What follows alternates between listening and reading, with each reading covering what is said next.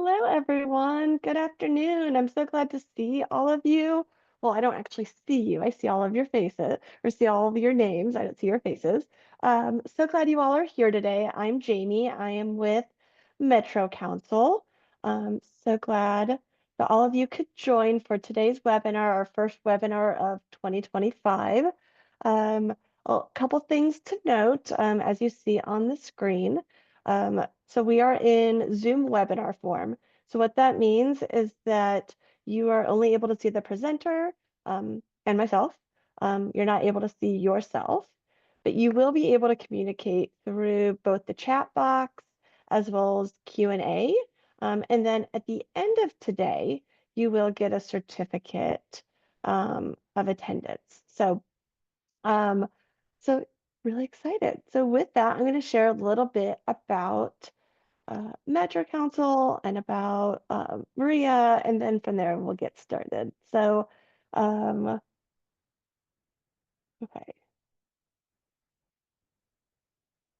correct, right. So Katie had said you don't have the microphone option, correct. So you're not able to see yourself and you're not able to speak, but you are able to chat and you're also able to do Q&A. So those are all available for you. And we do this so that way we can have as many people as possible attend. If we were just to do a regular Zoom meeting, you can only have up to 100, and we have over 100 people registered today. So in order to allow everybody to attend, we're doing webinar form. So with that, I want to tell you a little bit about Metro Council, and then also just a little bit about Maria. So just to let everybody know about Metro Council. Um, so Metro Council stands for the Metropolitan Council of Community Mental Health Centers. It's a collaborative membership representing the public mental health system of community behavioral health centers serving the whole greater Kansas City metro. So that includes University Health Behavioral Health, Rediscover, mental health, comprehensive mental health, Beacon Mental Health, Swope Health, Johnson County Mental Health Center, and then as well as Wyandotte Behavioral Network. So, and then also there are two that are technically not community mental health centers, the Center for Behavioral Medicine, and then Mental Health America of the Heartland. So there are 9 of us total, and we all comprise of Metro Council.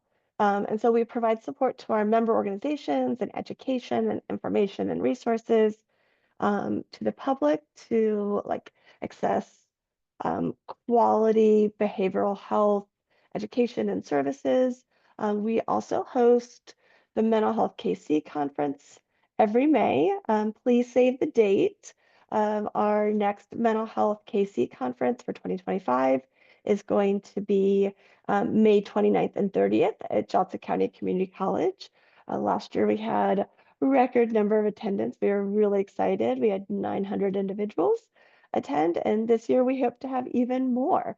So we try to make it as affordable as possible. We do provide contact hours, and we are really looking forward to it. We are planning it right now. With that, we do have proposals for speakers out. So if anybody's interested in being a speaker, we would love to have you with being a speaker. You get free admission into the conference, as well as all types of thank yous and some gifts as well. So we hope that if you ever thought about becoming a speaker, that you will submit to hopefully be a speaker. We have it open until our proposal open until January 17th. So I'm going to put that in the chat. So that way, if you would like it, you are welcome to have it.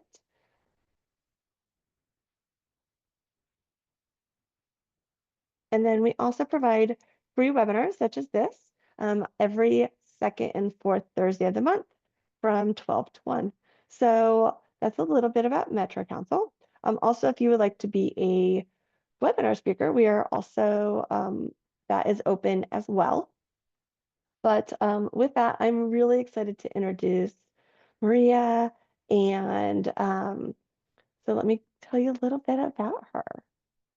Today, we're going to be talking about food and mood and how what we eat can impact mental health and recovery, and just a little bit about Maria. She serves as one of the regional behavioral health advisors in the Region 7 office for the Substance Abuse and Mental Health Services Administration, also known as SAMHSA. Her professional background includes leading early psychosis programming at a CCBHC in Wyandotte County. During this time, she had the opportunity to participate in regional education and consultation on the topic of early psychosis and provide community-based services and support to clients and their families experiencing psychosis for the first time. Since joining SAMHSA, she's had the opportunity to be involved in a broader array of behavioral health initiatives, including the Food and Mood Project, which began as a joint initiative between the SAMHSA regional offices of Region 7 and 8. So with that, I am so excited to introduce Maria, and I'll have you take it over from here. Okay, well, thank you so much. It is wonderful to be here, and thank you for that introduction.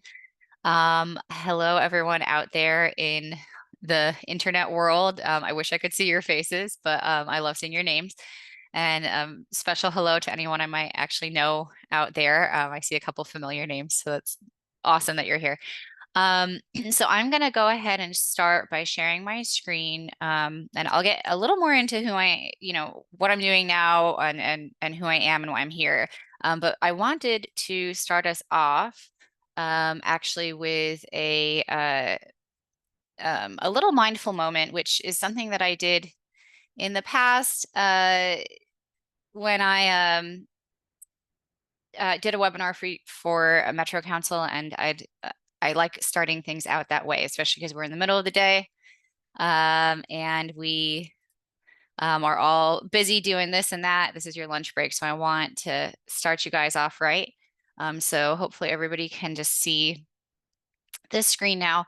Um, so for this mindful moment, I'd like to invite you, and this is completely optional, of course, to join me in a quick body scan. So what we're going to do is get into a comfortable position, wherever you might be.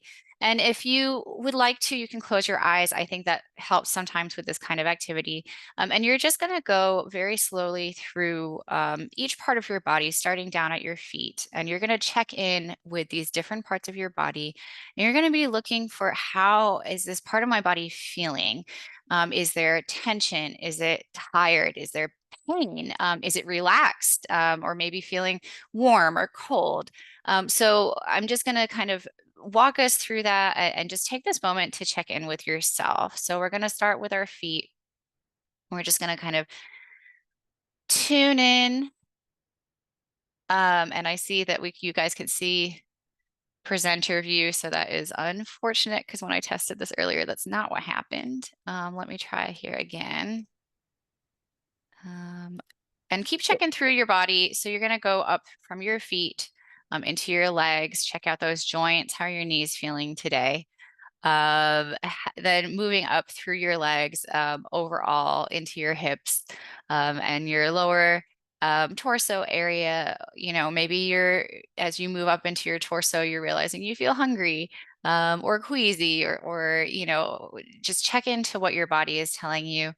There, you're going to continue to move up into your upper torso, check in with your back, check in with your shoulder blades, and all of those muscles that have been working hard to keep you upright today. See how they're doing. Check in with your shoulders and your shoulder collar area up around your chest and your collarbone. Maybe you're holding some tension. Or, if you had a lot of shoveling this week, you might be feeling that in there. And then we're going to move down through our arm. So going all the way from our shoulder down to our hands. And I want you to spend an extra amount of time just thinking, your hands do so much for you during the day. Like, how are they feeling right now? And then we're going to move back up into our shoulders, into our neck, which is, again, a place we carry a lot. Check in with that. Move into your head. How's your jaw? Have you been clenching it? How's your face? All those muscles that work hard to help you express yourself. And then um, you're going to move all the way to the top of your head. Do you have a headache? How's your head doing? And then I want you to just take a moment to scan through your whole body one more time. Um, See if there's anything you missed. See how it's feeling now that you've paid attention to it. Um, and I invite you now to just like share anything in the chat that you want to about how that felt. And as you do that, I want you to also reflect on how you feel emotionally. Um, Sometimes we have a hard time knowing how we're feeling emotionally.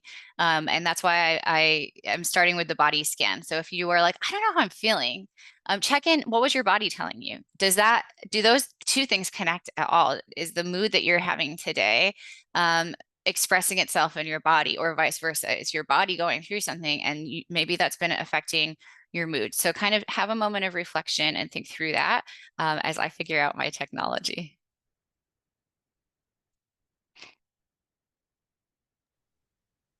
Maria, if you go to share Yes. and then display settings, Yes.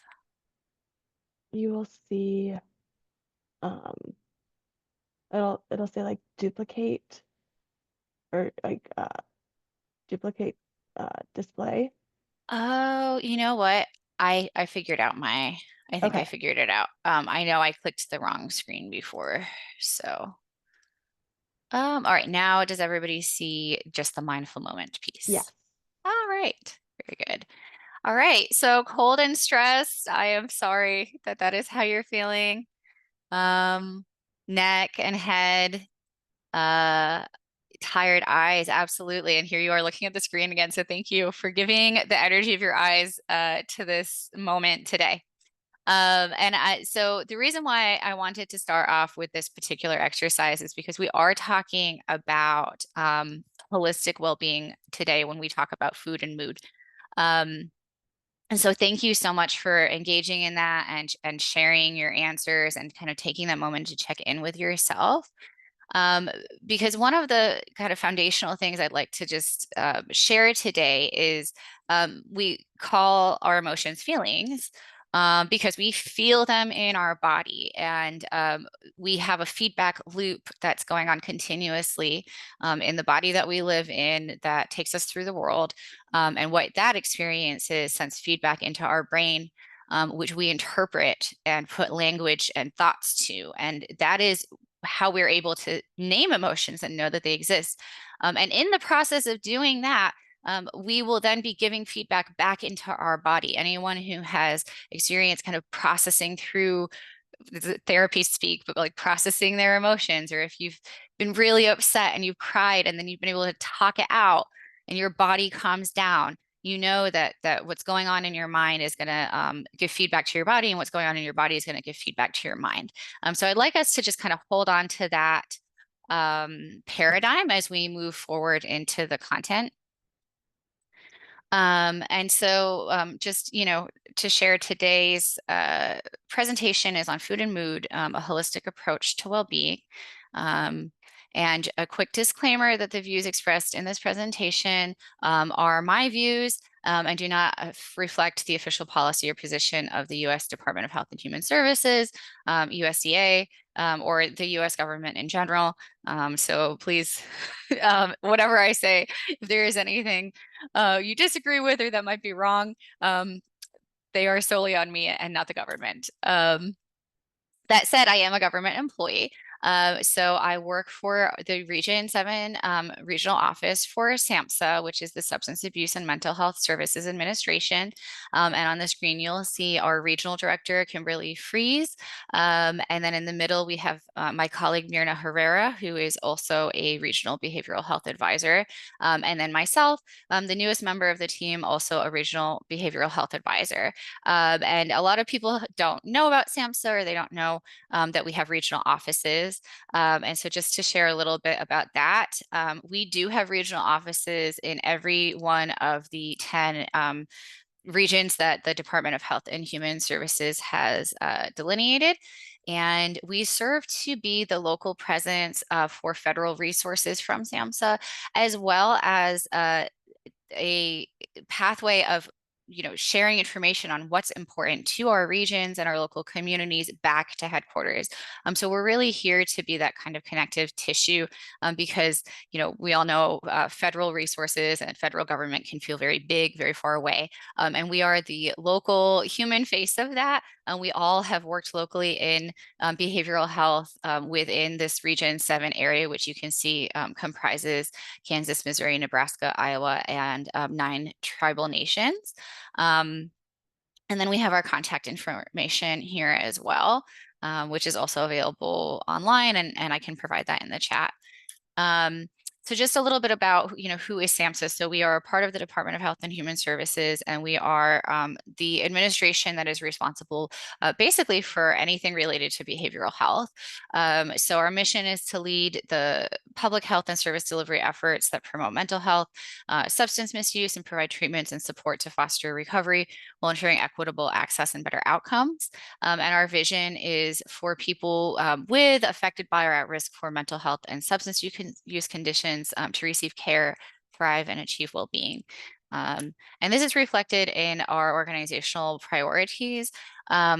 So for, up through 2026 in our strategic plan, we're really focusing on preventing substance use and overdose, enhancing access to suicide prevention and mental health services. So you all, I hope, know about 988. That's been a huge part of that. Promoting resilience and emotional health for children, youth, and families, integrating behavioral and physical health care, which is why I'm here today, and strengthening the behavioral health workforce. And as we do those things and we focus on those priorities, we bring in the 4 cross-cutting principles of equity, trauma-informed approaches, commitment to data and evidence, and recovery. Recovery is a huge part of what we talk about and do. In our Region 7 office in particular, we're all very passionate about talking about recovery because we know recovery is possible for everyone who's experiencing substance use disorder or mental health challenges or conditions.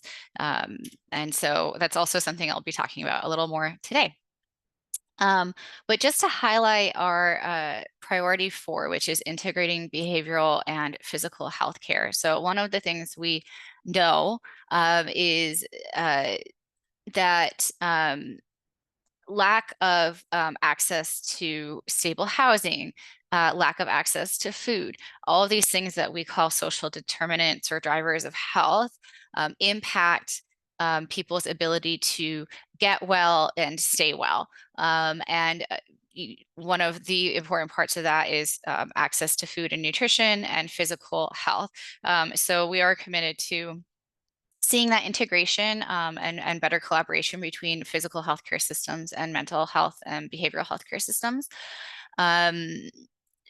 A lot of people here may be familiar with CCBHCs or work for CCBHC, and part of that model is ensuring that there is that integration as well. So what is Food and Mood? So Food and Mood is actually the name of a project and coalition that was started here at SAMHSA about 3 years ago by members of the Region 8 and Region 7 offices. Now, since then, that has grown into a nationwide project because it is something that makes sense and is important to communities everywhere. So this snapshot of the vision and mission and goals for the project is actually in the process of being updated. But how it started was really focusing a lot on children and youth and their families and how access to nutrient-rich food can impact children's well-being and behavioral health, and taking a look at more of a systemic look at things. So how can these various access points for services, supports, and food all work together, acknowledging the need for physical health and emotional health. And the QR code on the screen will lead you to the project page on the SAMHSA website. And I will repeat that QR code at the end as well. So part of the framework is really taking a look at these different layers. So programming, making sure that the programming that's highlighted or developed is meaningful, holistic, and culturally informed. We are learning more and more how important culture is to wellness, how important food is to culture. So it just is sort of common sense when you think about it. Dialogue, so ensuring that this is inclusive and normalizing public dialogue, engaging with a multidisciplinary community, and ensuring equitable access to resources and support for all. And in those areas, focusing on kind of multifaceted parts of the system. So practice, direct practice, policy, research, and funding. And this little infographic is just a nice way of showing sort of how it all works together. So if you think about the sun as policy, policy is the big, broad, overarching infrastructure that helps create the environment in a sense and casts either, beneficial sun or on a cloudy day, if you're missing it, right? That's funding in a lot of ways. Or the permission to do things, the structure to do things, right? The fruit, the flower of it is well-being. And these are, here it lists the 8 dimensions of well-being, which, as we can see, it's multifaceted, it's holistic. How do we get that fruit? How do we get that flower? It depends on where you're at. So screening is important, right? It's going to indicate, do we need to prioritize prevention, treatment, sustaining recovery, promoting all of these things depending on the needs of the community.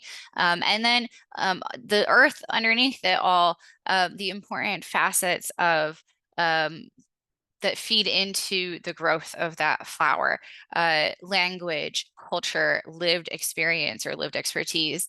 And within that, there are lots of different dimensions that contribute to that. So we know nutrient dense food availability, culturally affirming food, access to crisis services and medications, prenatal care and child care, community safety, cooking and food psychoeducation, research. Interdisciplinary collaboration between all those different places where those services exist, funding and service access, as well as well-funded supports. So all of these things need to work together in order to get us to that beautiful flower of well-being. So now just getting into some of the kind of slightly more nitty-gritty of things. I'd like to just establish some basics first. So food and physical health is a little bit of an easier jump than food and mood. And just to kind of back up the connection between our diets and our well-being, should there be any questions. Diet quality is the #1 risk factor for death in the United States. When I first read that, I questioned it. I'm like, there's no way that is the #1 risk factor for death in the US. And then I went back and I did all of my own research and I was like, wow, it really is. And the way we get to that is because the #1 killer in the United States is cardiovascular disease, heart disease.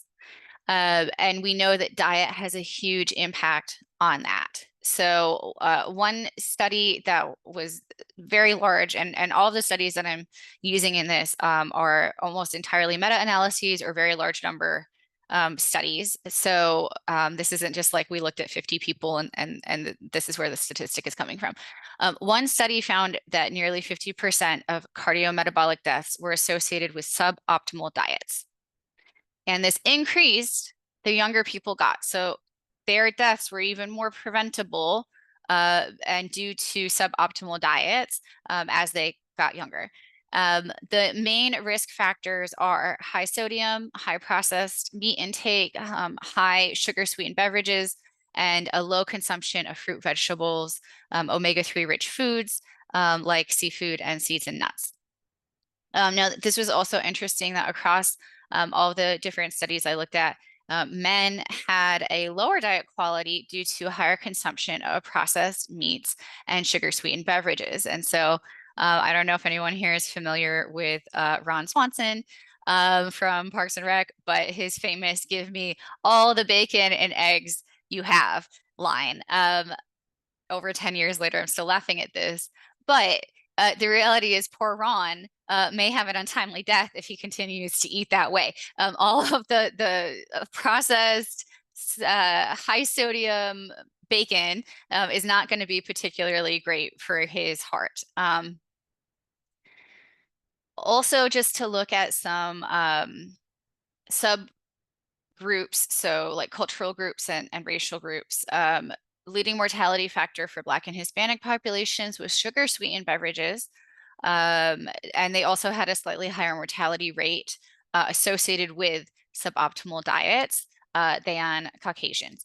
And then low and medium level education were also slightly higher than those with high education. So we're looking at all these different factors that may contribute to someone's diet. And this is why we talk so much, and I will continue to be talking about food access as well, because we know that it's a multifaceted issue, right? It's a complex issue. So on the topic of food access, has anybody here heard of food is medicine? Is that familiar to anyone? If you want to answer in the chat, I've got you up here so I can see. Yay, there's some people who know about food as medicine. That's awesome. And that I am not surprised, because we actually have some really wonderful food as medicine initiatives right here in the KC Metro and in Region 7.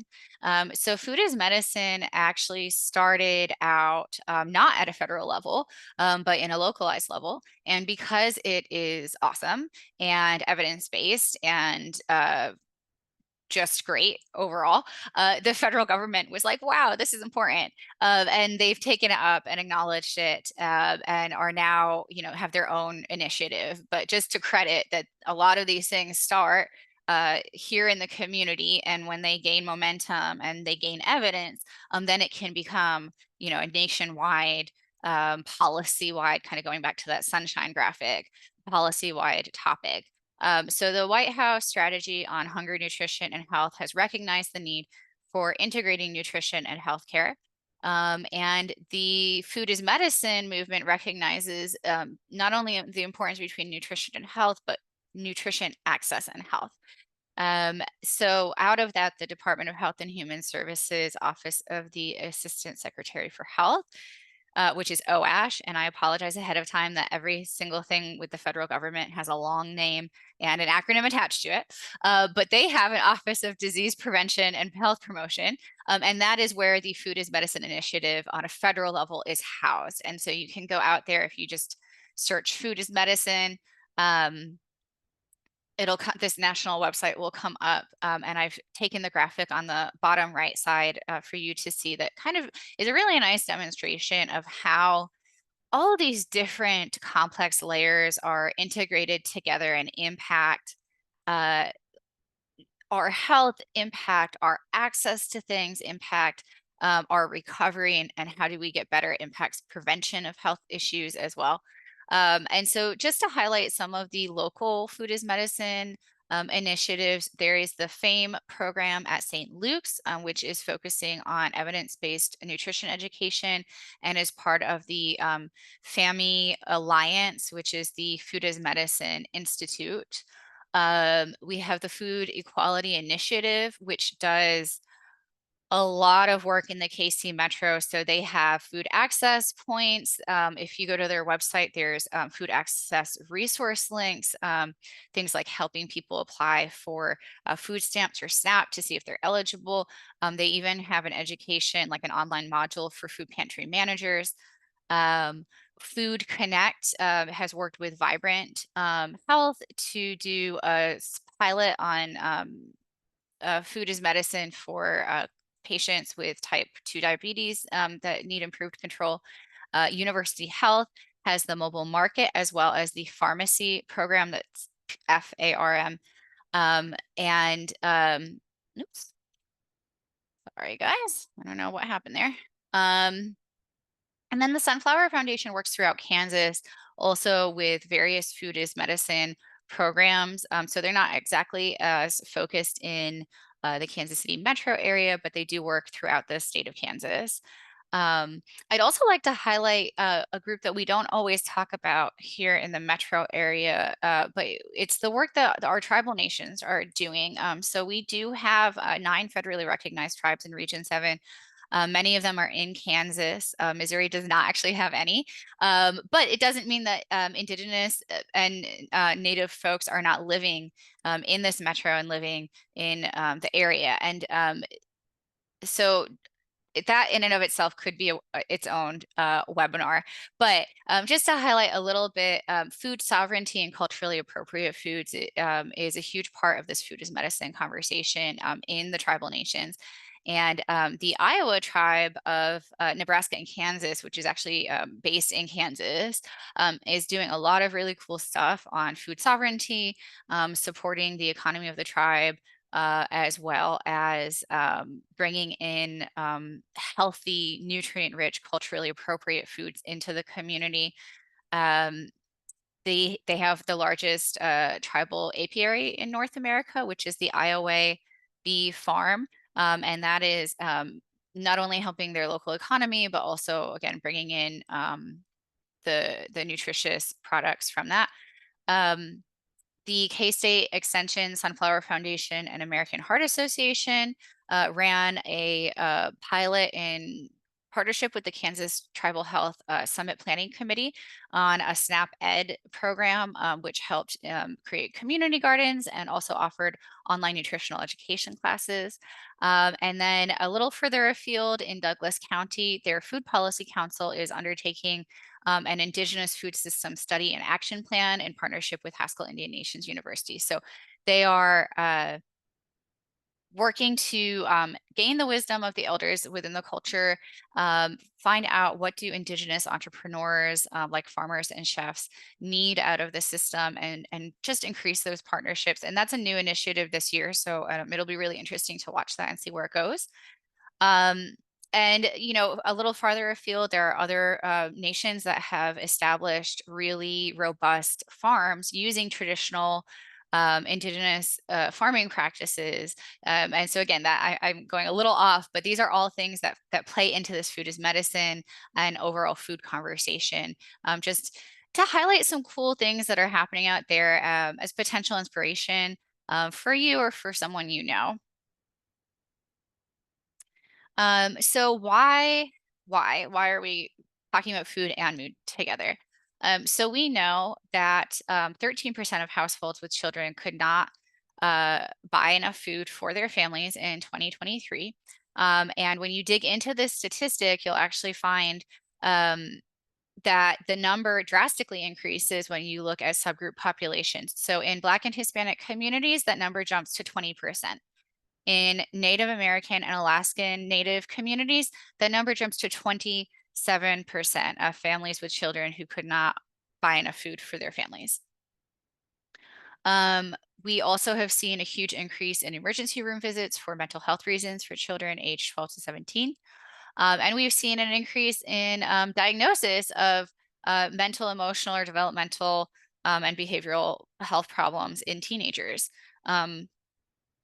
The USDA has issued actions on nutrition security, which can be found on their website as well. They publish all the different funding opportunities and initiatives and projects. They are super involved in the Food and Mood Coalition. They're one of our federal partners. And just to highlight how that plays into it locally. So the USDA has the Patrick Healy Farm to School Grant Program, which gives out grants every year to organizations wanting to bring in farming education and food access into their communities to youth specifically. And right here in Kansas City, Kansas, at the farm school at Gibbs Road in 2024, they received this grant to increase access and knowledge to farms through field trips, technical education programs, apprenticeships on farms for pre-K through 12th grade students in the area. And I just think it's really cool that that's happening right here in our area. So when we think about the social determinants of health or social drivers of health, as some people prefer to say, we can really think of it as um, this analogy of the tip of the iceberg, and there's so much more underneath. So in your work, if you work in the mental health field, or if you work in the physical health field, um, you may have somebody coming in with a presenting problem.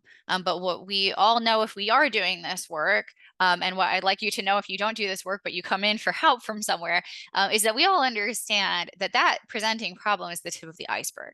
That we are not looking at solving one issue that you come up for, and not talking about anything else, because we know all these other things contribute.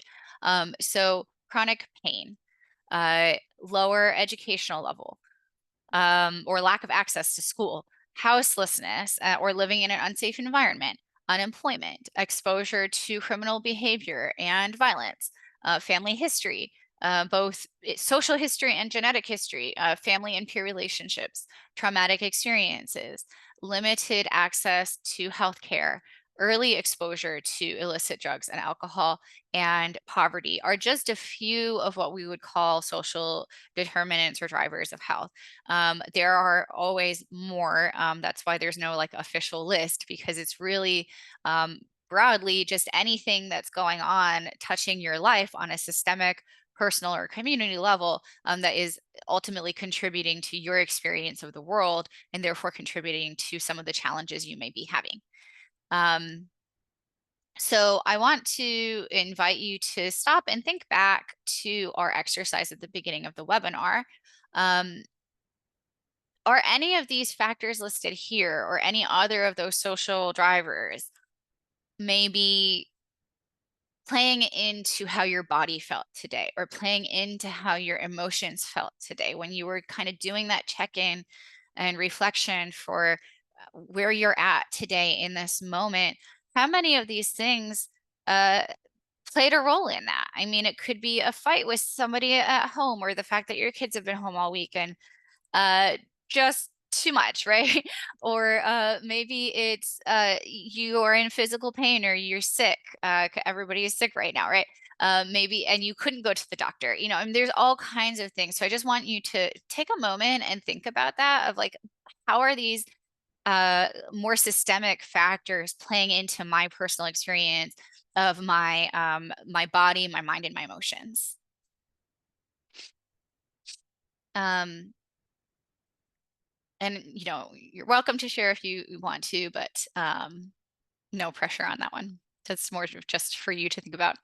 All right, so we've established that our world, our system, our social drivers impact us on all levels. We've established that uh, our physical health is impacted by what we eat. But how do we know that this has anything to do with behavioral health concerns or our mood? So here's some tidbits from different studies that I think prove that point. Food insecurity had a greater negative impact on children's mental health than their parents. Now, I think I don't want to extrapolate too far from this, but I think we can think about why that might be. Children have less control over their environment. Children have fewer coping skills. They don't have that higher level thinking that can say, oh, this is why this is happening and it's going to be okay. And the parents may be doing their best, but if they're in this difficult situation, ultimately we know that's going to affect the children's mental health. So food access, as well as the food we eat, can play a huge role. You really can't, we can name them as separate things, but you can't separate them out in terms of not addressing both of them at the same time. Correlation between nutrition and security and teen substance abuse. So one study has found that there was a higher rate of early substance use, including opioid use, in teenagers who had experienced nutrient insecurity. And you'll hear me saying nutrient insecurity as well as food insecurity. That language of nutrient insecurity is kind of the updated language that the USDA is now using, because we've recognized that it's not just access to calories, it's access to nutritious calories that makes a difference in children's health and everybody's health overall. Um, so beyond children, even as adults, if someone has experienced or is experiencing food insecurity at any point in their life, it is strongly correlated to an increased prevalence and severity of behavioral health conditions. So we know that this is an important contributing factor. Um, More specifically, depression is linked to physical health issues. So, one study looked at people who had a diagnosis of depression, and the number of poor mental health days that they reported were directly associated with increased rates of cardiovascular disease and suboptimal cardiovascular health. So, the more depressed they were, or the more poor mental health days they had, the more likely they were to have cardiovascular disease or other cardiovascular health issues.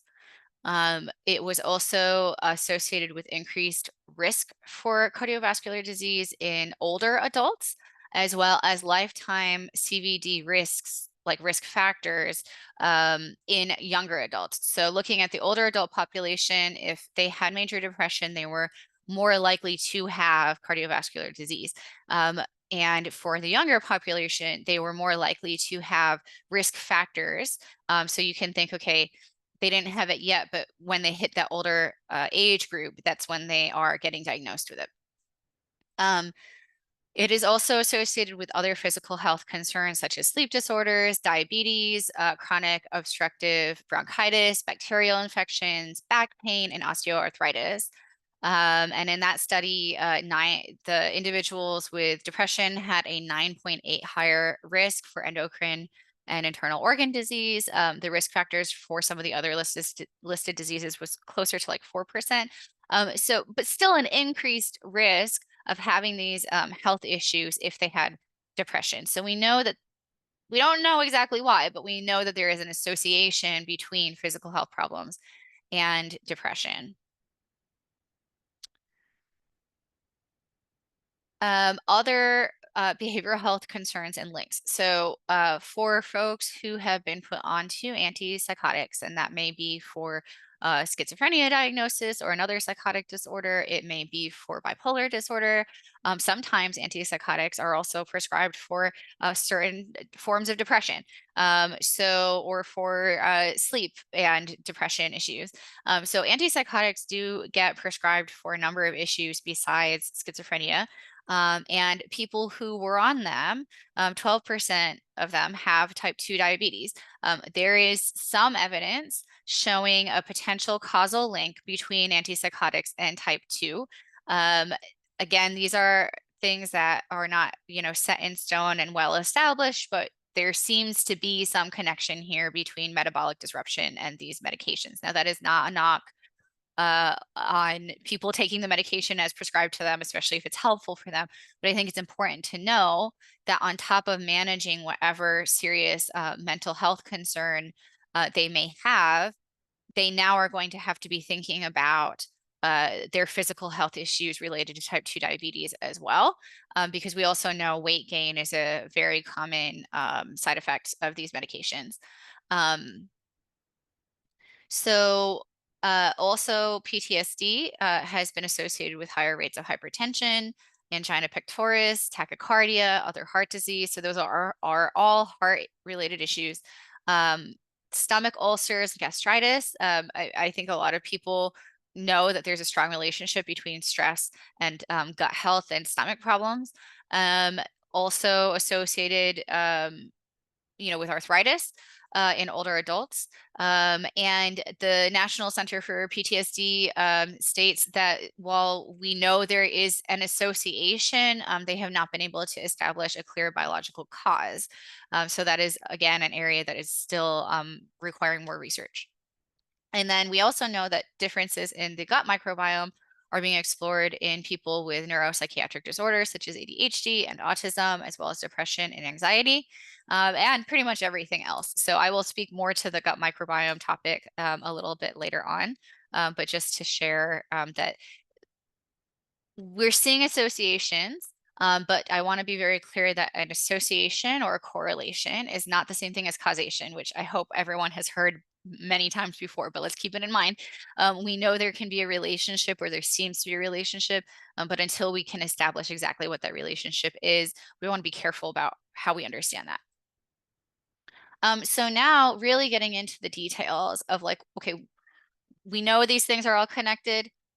What specific foods or nutrients are being looked at? What does the research say about these specific things? So omega 3s is probably one of the biggest ones, and also one of the ones I hope people here have heard about already, because the research on this has been around for a while. And so in the graphic, you can see some of the foods that are known to be rich in omega-3s. So this is something to keep in mind.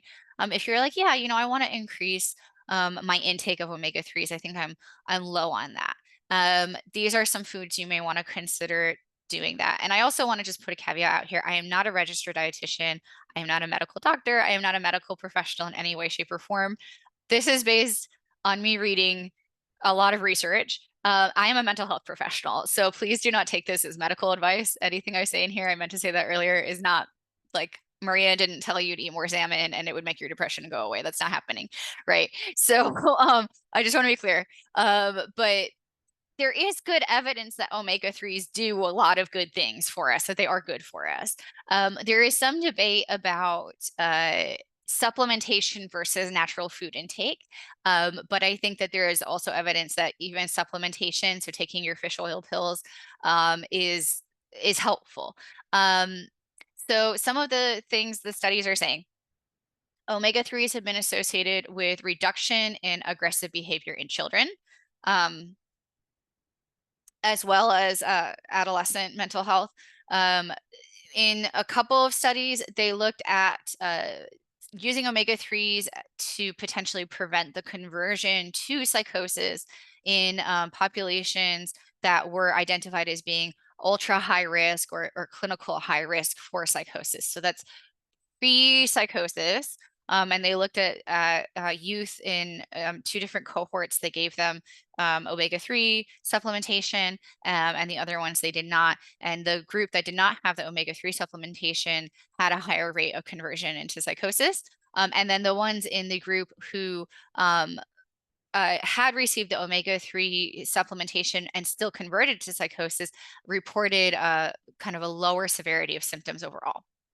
So that was interesting and requiring additional research. One study looked at a combination of EPA and DHA. So there's different types of omega-3s out there, and a lot of the time, some of them do different things in the body and in the brain. So it's important to kind of know what you're taking if you are going to supplement, and what those are associated with. So in this study, a combination of EPA and DHA did have some therapeutic impact on mood disorders, especially major depressive disorder, and the depressive episodes of bipolar disorders did not have an impact on the manic episodes within bipolar disorder in the people that they looked at in that study. A 2018 meta-analysis showed that high-dose omega-3s were associated with reduced severity of anxiety symptoms across multiple clinical conditions. I think that this is something, I cited one article, but it came up in a few, that there seems to be some association with anxiety in particular. And so with borderline personality disorder, depression, OCD, substance use disorder, children with ADHD, Alzheimer's, and acute myocardial infarction. So that's, and again, I am not a doctor, but I believe a heart attack. So all of these things, were associated with reduced severity of anxiety when they had omega-3 supplementation. And then polyunsaturated fatty acids. DHA especially were associated with brain development and maternal nutrition for babies. This one is kind of common knowledge. I think a lot of people take omega-3 supplementation, DHA supplementation during prenatal and pregnancy, but just to reinforce that that is important for the babies brain development, which then leads into better behavioral health for those children once they are born.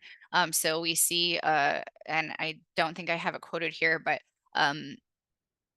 there were fewer behavioral health issues in those children when their mothers had appropriate nutrition and appropriate levels of omega-3s in their diet. However, too much DHA was also bad for brain development and impacted the hippocampal growth. So this is a really important lesson in that we don't take this information that we hear from things like this webinar or articles and then just go to some extreme level of like, okay, DHA is great. Let me just take it at however many milligrams, like without thinking about that this is actually having a physical effect on your body and your brain. So really being careful in what you're taking, because these, they're not prescription drugs, but they do have an impact on your health. And there is so much, such a thing as too much of a good thing. So also very interesting, folate and B12. So the conversation is always about both of these together, it seems like. And so I've listed here some foods high in folate as well as high in B12. There was a small randomized control study that demonstrated improved depression in older adults when B12 was added to their antidepressant therapy. Also, they have found lower levels of vitamin B12 in children with autism spectrum disorder and ADHD. And they found that there was also a lower risk for depression in those children if they were taking more B12. In a study looking at both folate and B12 to treat schizophrenia, they saw a significant improvement in negative symptoms so B12 didn't matter in that study. They studied it, it didn't have an impact. But when they looked at the folate, they found that for a specific subgroup of the patients being studied, increasing their folate levels helped because they had a lower than normal amount of folate. And they found that those people had a specific gene that was linked to poor folate metabolism. And then you'll see in the next study, they also were looking at first episode psychosis clients and found again that folate deficiency was at a higher rate in the group with psychosis than the control group that did not have psychosis. So there seems to be some evidence that some people who have experienced psychosis may have a genetic condition that's not allowing them to metabolize folate, giving them a lower level of folate in their bodies, and that deficiency may be contributing to how they experience some of their symptoms, particularly negative symptoms, such as depression. So kind of moving on to other hot topics within the nutrition and mood space. Ultra processed foods is something that you may have heard of, or processed foods, which actually is technically different. So just a little background on this. Ultra processed foods is a designation that was created by a Brazilian researcher. And I will link in my references to a really cool New Yorker article that explains the history of ultra processed food research. As well as the current research that's going on.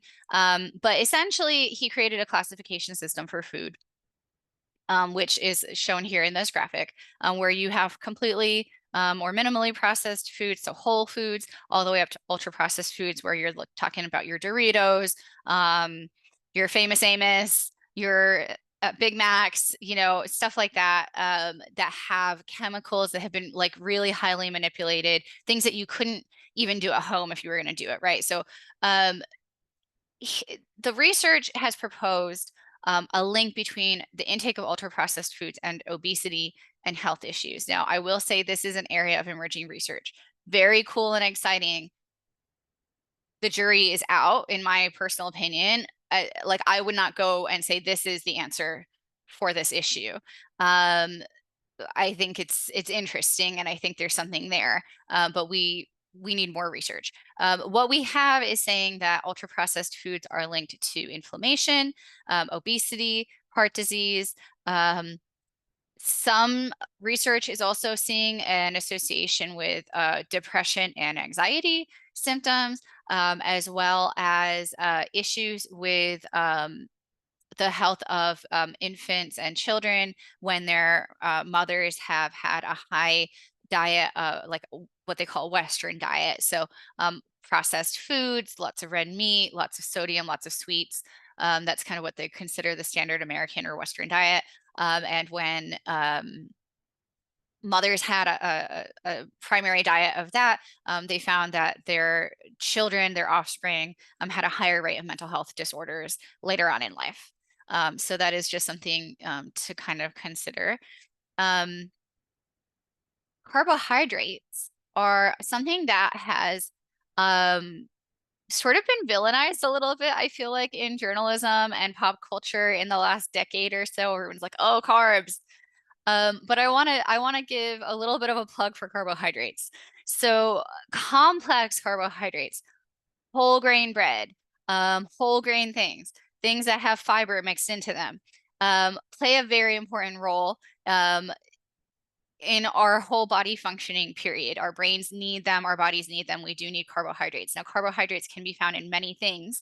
And stuff you wouldn't necessarily think of as having carbohydrates actually does have carbohydrates. So this is also not a plug for you to be okay drinking a gallon of Coke every day. But understanding that, let's not just like vilify carbs as a whole. For people in particular who are recovering from substance use disorder, carbohydrates can play a very important role.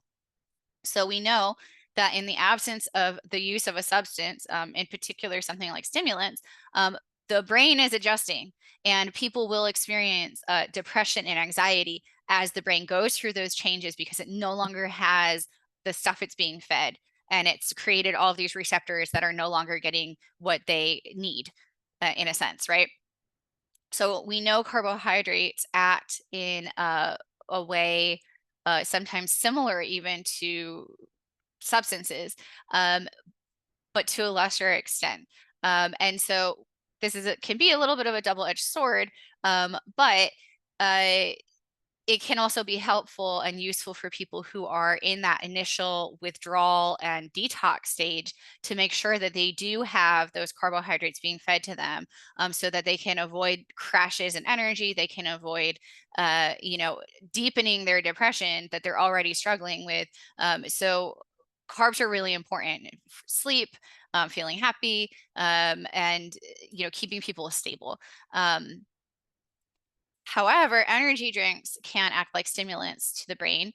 So for folks, again, recovering from stimulant use disorder, it's really important to maybe consider avoiding those Red Bulls or those. I don't drink energy drinks, so I can't remember. Celsius's, I think, are one of the big ones, right? And also extreme exercise and extreme dieting, food restriction can do the same thing. So we know that there's some connection in the brain, pathways for addiction, severe food restriction, and sugar, pure sugar intake. So we want to be careful with that, but we also want to recognize that carbohydrates play an important role. So don't always associate carbs with fast-acting sugar, but do consider, if you are eating fast-acting sugar, how that may go. I just realized the time, and I am so sorry, everyone. I will flip through these real quick. We are almost at the end.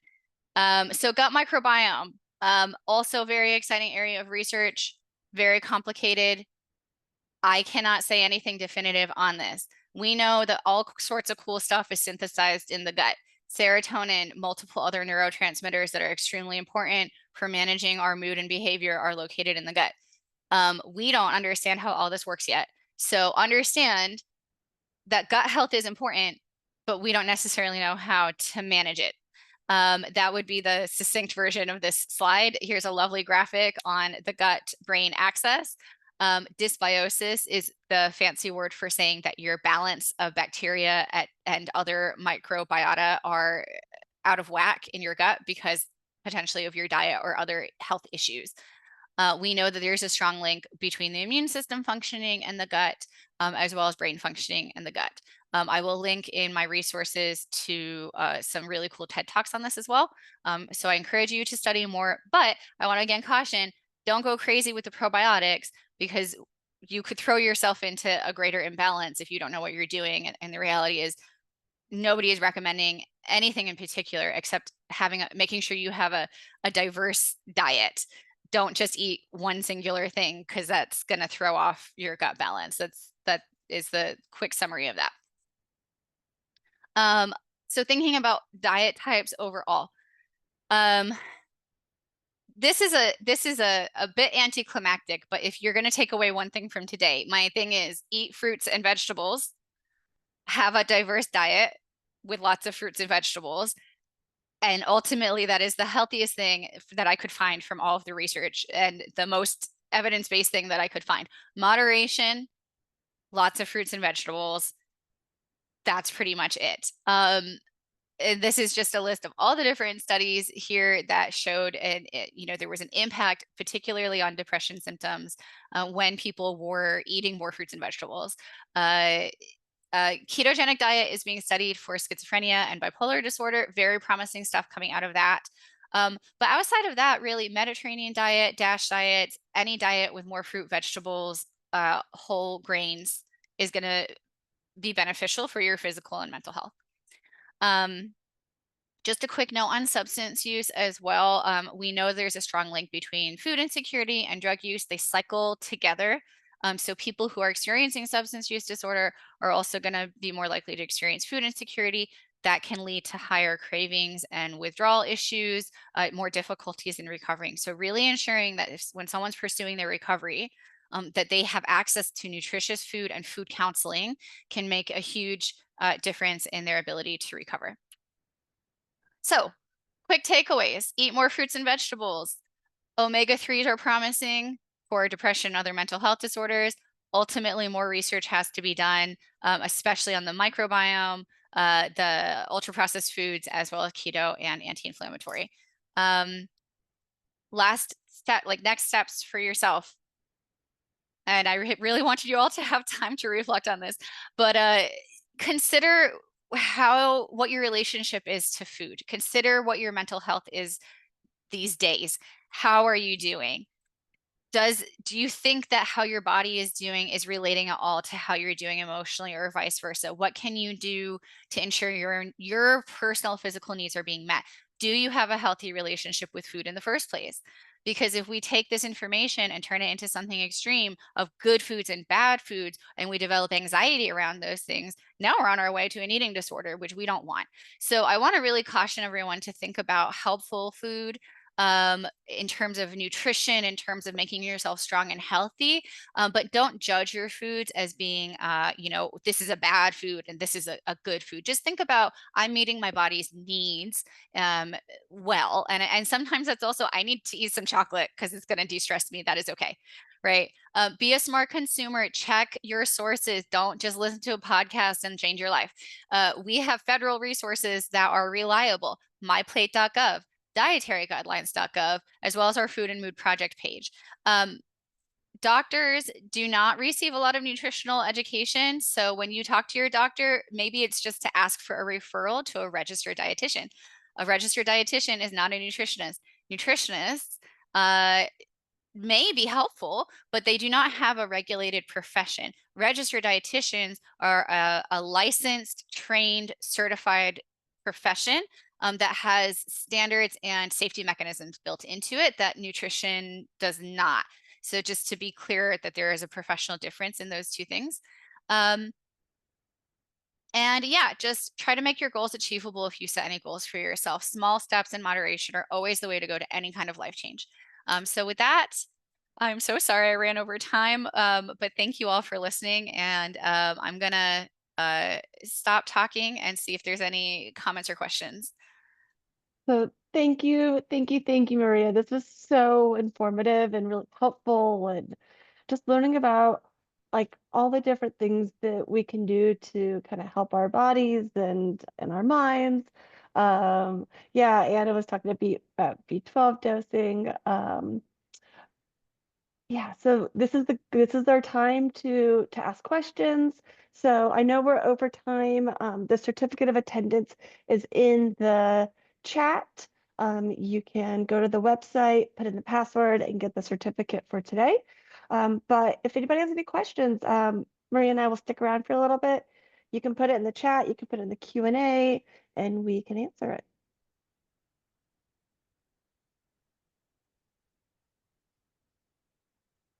And thank you, Anna, for adding that about the B12. See, that's a wonderful thing I didn't even know about, that there would be an increased risk of cancer. So truly, truly no major life changes or extremes without medical supervision, right? Yes, I can go back to the slide with Ron. Let me go back. Oh, oops, there he is. Okay. Yeah, there you go.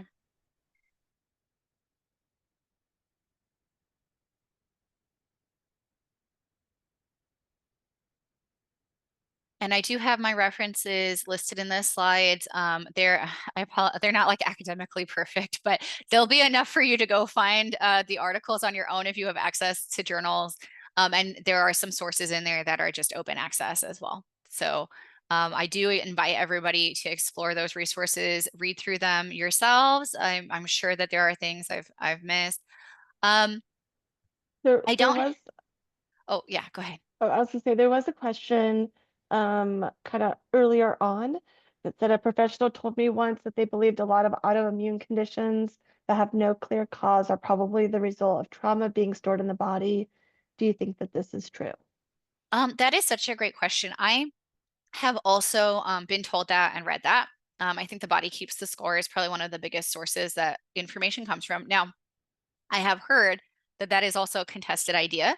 Um, so I would say I'm not sure. I think I've seen a correlation anecdotally, but I would like to revisit the research and find out those who are critical of it, like what is it that they have to say? Because I always love a counter opinion. And just to kind of take that in and see, usually the answer is somewhere in the middle. But yeah, it may be. It may be. And then I see there's a question about book recommendations. And so I do not have a specific book to recommend. If you're interested in learning more about indigenous ecological and food practices, braiding sweetgrass is a really great one that I'm currently reading.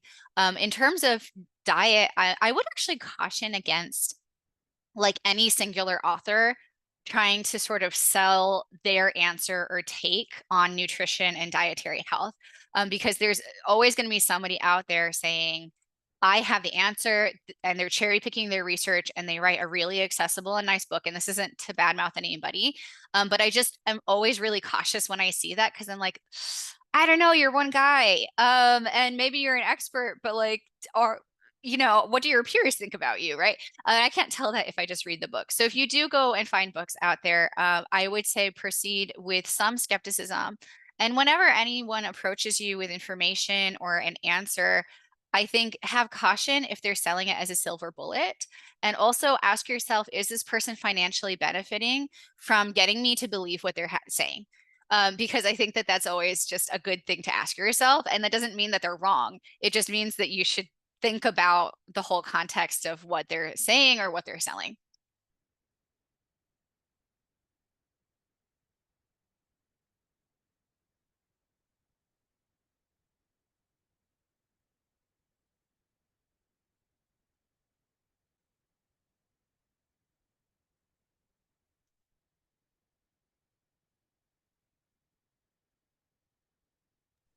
Okay, guys. Well, thank you all so much. I hope everybody has a wonderful rest of your day. And hopefully we'll see you guys again in 2 weeks for our next webinar. Thank you all. Thank you.